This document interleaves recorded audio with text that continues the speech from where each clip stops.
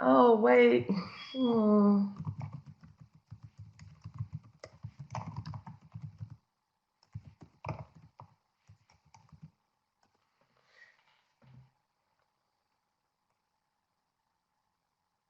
All right, I'm talking now. So let's see.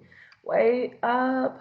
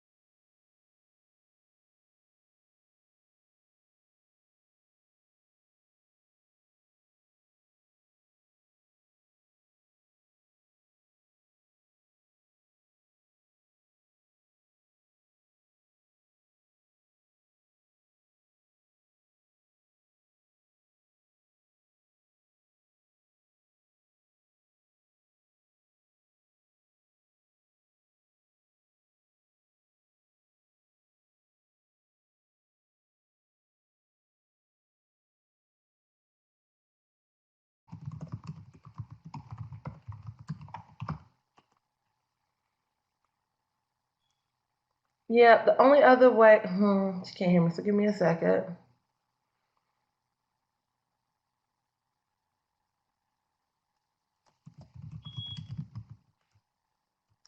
Um. Okay, so give me a second, Miss Thomasine. I'm gonna let her bounce out and come back in and see if her sound is working. Okay. Let's see. Sometimes that fixes the problem. Cynthia, can you hear me now? Uh-oh.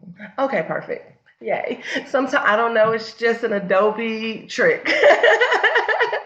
Okay, so let's go ahead and knock this training out this morning. So this is a discussion of an article, and I guess I should have sent you guys the article beforehand, but they're one of our partners, but we don't have permission to change their content over into PowerPoint, but we can go ahead and train on it. We don't want to violate any of their intellectual property clauses, okay? So we just kind of talk about the article. It's a little bit different than your PowerPoint presentations that you used to having with us. So this is responding to a child's bite. Of course, you guys have heard of children biting. I know, Cynthia, you said that this is one of your areas right now that you're dealing with. And this particular article is pretty good when it comes to discussing some of the challenges and giving us some great strategies, okay? So pretty much what we're looking at here is the fact that toddlers and young children, they do bite. Developmentally, it is a part of their development. And um, Oh, it was a huge problem. He's a lot better now. Okay. It is a part of their development. They don't have enough language to discuss their challenges. And some children need a little bit more space.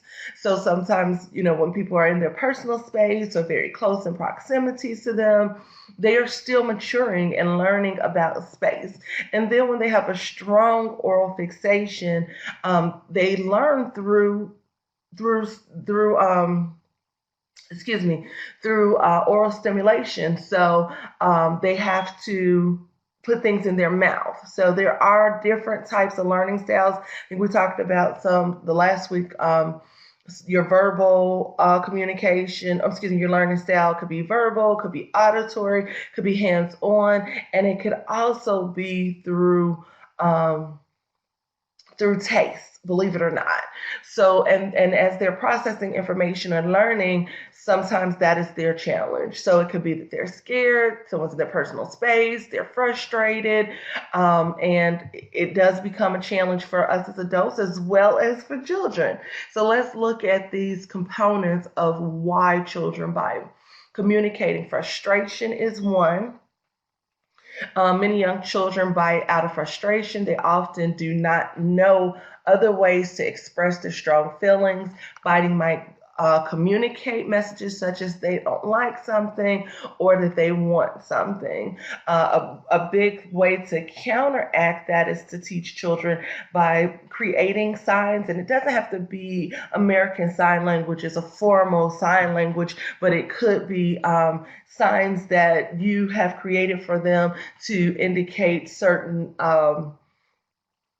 things that they want, or yeses and nos, even using our head signals, shaking our head up and down or shaking our head no, teaching them different signs or ways to ask for what they need if they want more or to stop. Those are very, very easy signs to give children, even in American Sign Language. But if you create signs for the children or signals for the children, just let the providers in other areas know that you've created these so that when the children are using these signs, they'll know, what the child is trying to communicate. Believe it or not, the children of today are very, very analytical, and they can catch on to different signals and signs that you create for them, even at young ages. So if it's a communication issue, that's one strategy that you can use. Challenges in playing with others. Some young children can become overwhelmed when playing near or with others that they don't, excuse me, they might not know to share, take turns, or communicate their wishes or interests. So that becomes a challenge as well, like that whole proximity control, understanding spatial relationships or spatial um,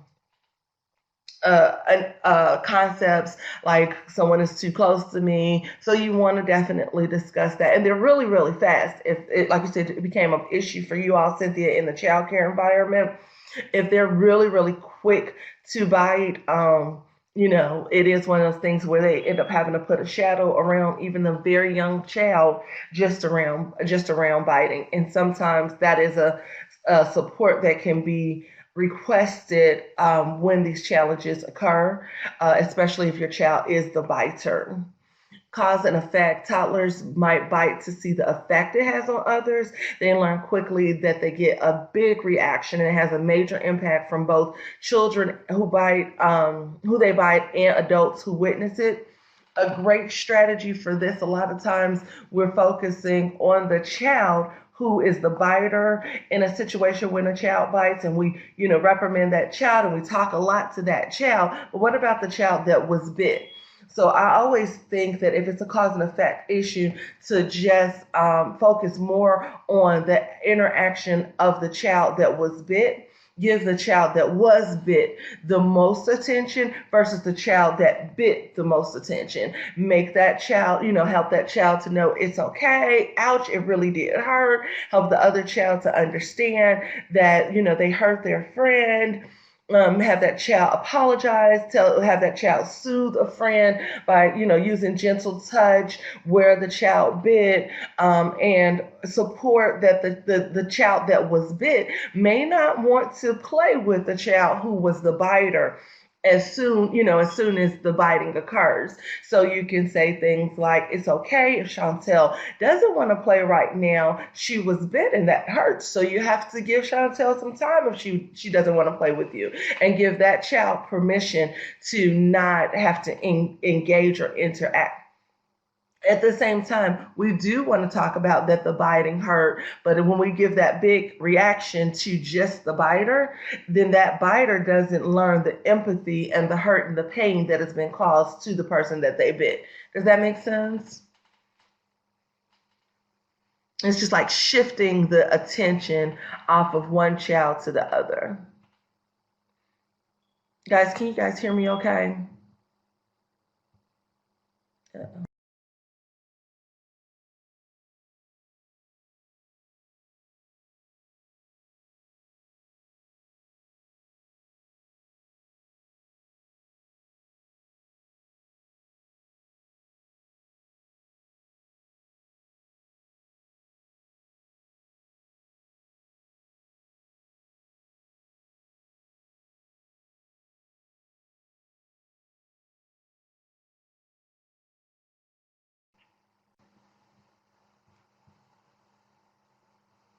All right.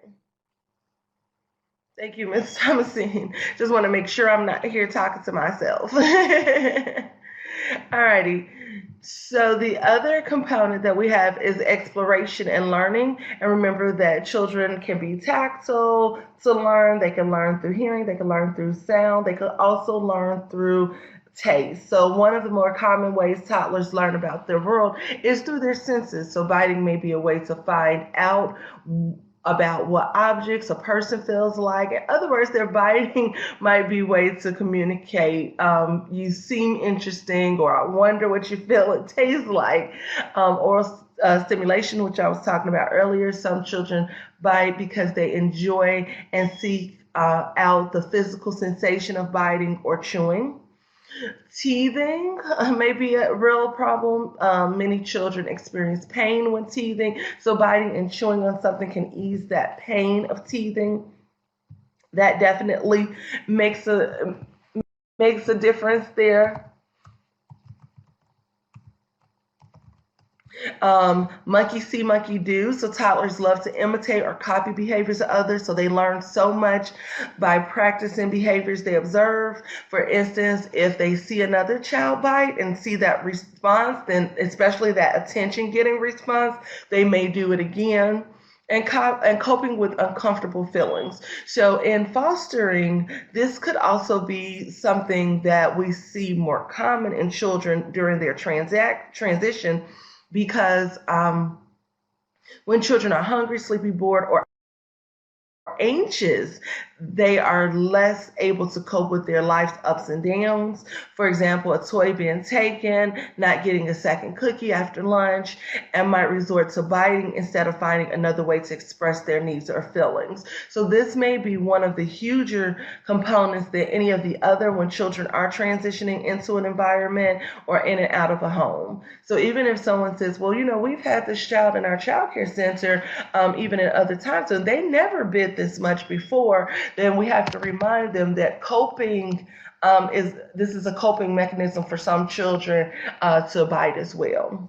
So it is normal, but it is unacceptable. So it is a guided development. So we want to focus on the guidance or the child guidance in this. So it is very important for us to realize it is a typical behavior, but we want to, deal with it immediately, respond to it appropriately, and again, give the attention mostly to the person who was bit or the reaction of what has occurred versus giving a lot of attention to the biter themselves around their behavior, and even reprimanding them, positive or negative in reaction. Sometimes they don't care which one, so we want to be very careful about how we position ourselves when we're talking to the biter. What you can do, children can be taught more appropriate ways to express their needs and feelings, like adding more emotional vocabulary, really giving them an understanding of what they're feeling: angry, frustrated, mad, uncomfortable, scared, and just really, really focus on that emotional behavior, the emotional vocabulary there. Using pictures to express the different emotions can definitely be beneficial when a child is a biter, because of course sometimes it is just about communication, and it could be communication around feelings as well. Absolutely, absolutely. Unable to talk. They have all these things going on. They're able to do so much. And then their maturity and even understanding boundaries of yes and no becomes a challenge with that communication as well, because they can do so much, and their world has been all about them from about 0 to 18 months. Right at 18 months, we really start focusing on boundaries. So just imagine being that child or that person, heck, even as adults, if we're able to do something, it doesn't matter if we go to a restaurant and we're like, we're usually able to get this without adding 50 cents. What happened? So just imagine being that child who for 18 months was able to do everything they absolutely wanted to do and was able to, utilize every capacity they had inside of them. Then all of a sudden we're like, oh, well, you can't really do that. Oh, so happy that you're able to pick up the ball and the rattle and, oh, wait a minute, you can't touch the stove, So they feel the same way we do when our coffee goes up 50%, someone adds the extra tax somewhere, it doesn't feel very comfortable. Observe your child to attempt observe your child excuse me observe your child to attempt to understand more about why he or she bites. Asking even the child care providers to kind of tell you a little bit more about what was going on prior to the biting incident. You could have the child could be overstimulated if it was around. We had books, and then we had singing, and then we had dancing, and then a parent came in, and then everything is kind of off tilt. Then yeah, that child is not going to be able to handle or have a coping strategy for all of those different stimuli in the environment. So it's not always just the child. We have to also understand what we were not doing during the process and see if we can come up with a better routine or an additional strategy when something changes. Try to prevent the biting is important. Once you understand why and when your child is likely to bite, you can try to change situations in order to prevent this. You following are just a few ways to deal with this challenge. If your child seems to bite when frustrated, and this is about building that emotional vocabulary. Cynthia, I see you typing. Go ahead with your question or comment. And Ms. Thomasine, if you have a question or comment, you can text it to me and I can respond, okay, if you can't find that chat box. Either is fine. Yeah, okay, once Kate would approach with his mouth open, we would redirect and ask him to give us a blow kiss. Yeah, I love that. I love that because then blows are way more friendly than teeth, right? I love that because that just it not only redirects, but it gives an additional strategy, and they don't have a strategy, so I absolutely love that. If your child seems to bite when frustrated, you can say, "You are so frustrated. What you want that toy?" Teach your child simple words such as mine or no. Teaching children such basic sign language or gestures for things like help or stop would also support the situation. I love that redirect and giving a blow kiss. That's awesome. If your child seems to bite because he or she is overwhelmed with playing near or others, join your child in play by sitting on the floor and coaching him through he or she through the play. Sometimes we forget about proximity control and think that we can do this through mind control. It can't be done through mind control. We have to be a part of the intervention process and be right there. So even in the environment that you're in, or if it's a child care environment, or maybe you're leaving the child with a neighbor or a friend or another spouse, we have to make sure that we are saying, we are a part of that intervention. Be right there. They like when you're close to them, supporting them through their play with strategies because they're still learning. Be careful about how we reprimand when we are not a part of that proximity control. If you think your child is biting, to see what happens when he or she bites, will be when that great blow a kiss versus their biting situation could occur. Clearly and calmly let your child know that biting hurts. Keep your reaction neutral and non-emotional, short, and as uninteresting as possible, to avoid teaching that biting has an effect on an adult, but not the biting in itself. Because if it's just the biting and it's a cause and reaction, then that big reaction is going to get it again. But this is a great place to add that blow a kiss strategy, I believe. Encourage your child to experiment with cause and effect in other ways. Show him or her how to wave bye-bye so that they can wave back, and let your child tickle you and then give a big laugh or hug. So that one is, again, same, very, very similar strategy as Cynthia's. If you think your child might be biting, If you think your child might be biting for oral stimulation, offer crunchy, healthy foods such as crackers, rice cakes, or pretzels and snacks because that helps us.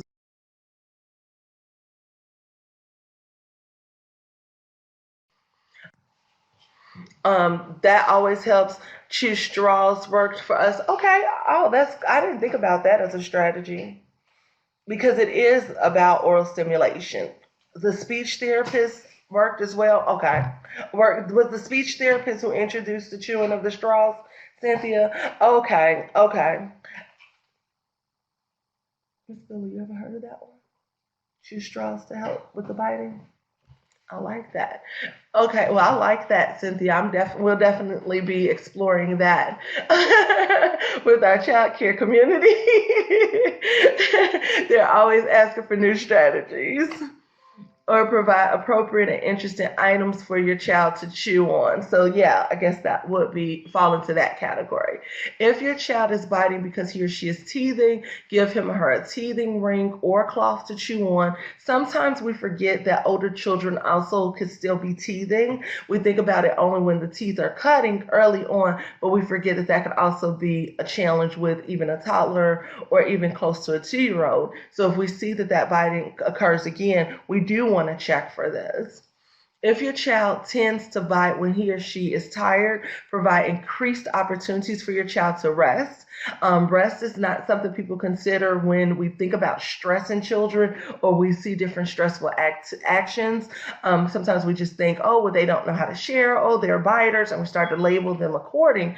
But gradually move naps or bedtimes up to 10 to 15-minute intervals to earlier times.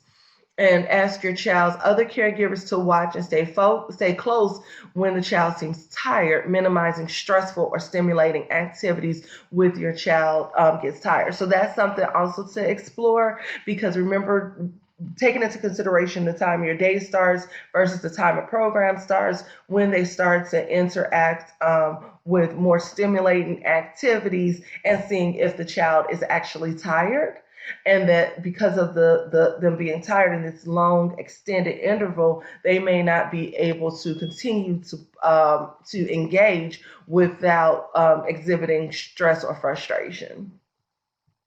If you believe your child might be biting when he or she is hungry, try to offer more food frequently, healthy snacks. Show your child what he or she can bite when it comes to food. Food, not friends. Here's a Cheerio, you know?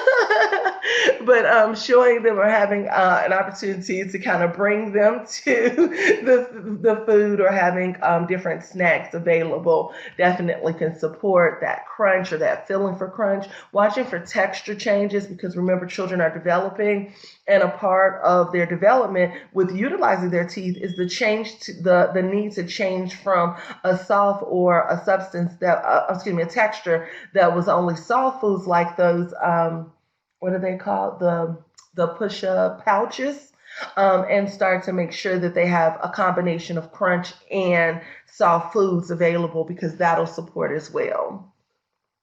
If you believe your child might be biting when he or she is bored, provide novel, interesting activities, toys to explore, change the environment because that may be a challenge as well. Think about, we only think about it like in a restaurant when a child is getting tired and then we start to walk them, or in a doctor's office, we walk them back and forth up and down the hall or something of that sort. The same thing happens in other environments where we assume they have enough stimulation. They still may need a change of environment.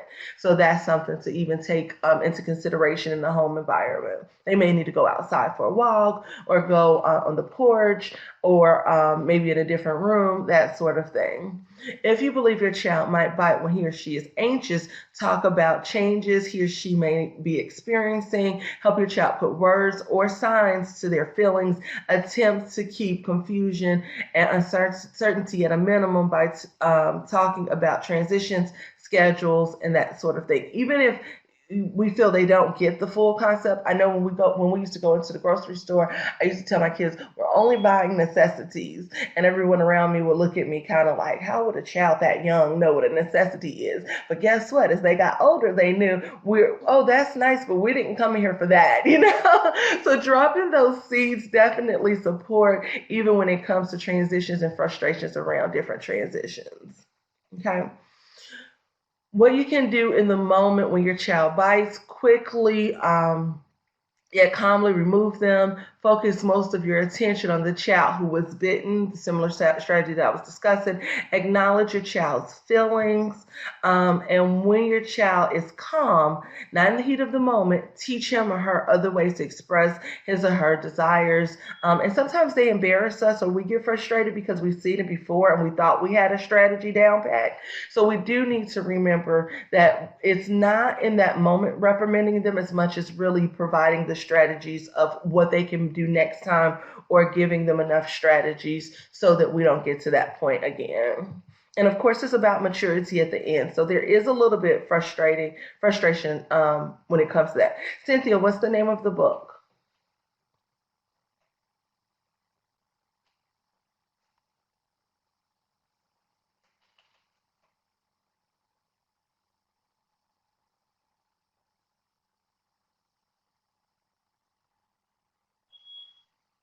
Oh yeah, teeth are not for biting. Yeah, that is the name of it. Yeah, we've seen that one before. That's a good one as well. And you can also make your own book like that by using that, like similar to what we talked about as the catch them being good.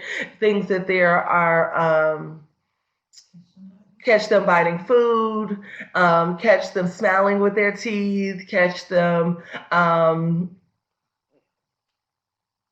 teething on a teether, whatever, whatever it is, singing songs and showing those big bright teeth, blowing kisses. So you could definitely make your own as well. What to do when biting continues: be patient, shadow or stay within arm's distance, talk to others who care for your child, provide your child with education about teeth and what teeth are for. So, similar strategies we've already talked about. Read books about biting. Cynthia is a step ahead. Oh, it's right here. Teeth are not for biting. Ah, this thing is like so on it, right, Cynthia? Just kidding. Teeth are not for biting. No biting and no biting by Karen Katz, and then no biting by Louis or Luis, and no biting no biting Louis by Margie Palatini, I guess. So there are some books here as well, and your book made the list. What not to do, and what one definitely be careful about is don't bite children back. That's such a old wives' tale, and it doesn't necessarily support the challenge.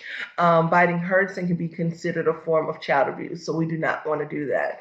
Do not use harsh punishing, yelling, scolding, lecturing, and any form of physical punishment has not been demonstrated to reduce biting. So we definitely don't want to do that in foster care environment. We don't encourage any of that anyway. When to seek professional help. If the child is biting and it does not decrease over time, you might want to consider seeking guidance from a pediatrician, nurse, doctor's office, or medical clinic. As Cynthia has done, even the speech therapist could give different strategies as well.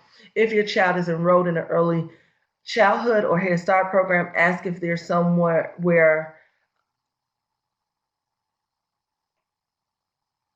say somewhere, okay, someone there who might be able to address the biting or refer you to another professional.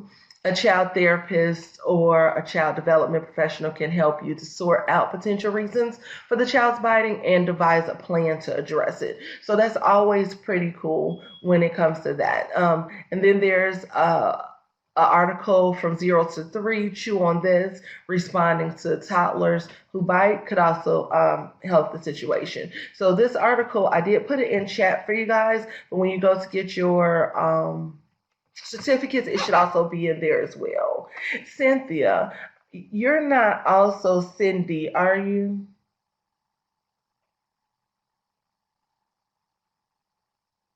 because I have another foster parent, but their name is Cindy, and I'm just making sure that you aren't the same person. I was just multitasking this morning. All right, guys. So we're done with this for right now. Do you all have any questions or comments?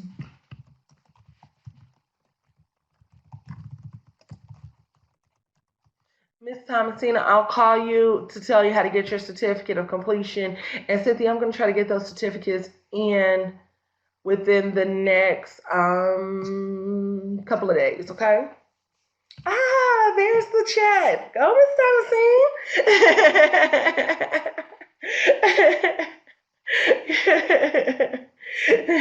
I knew that you'd get familiar with this program as you did it.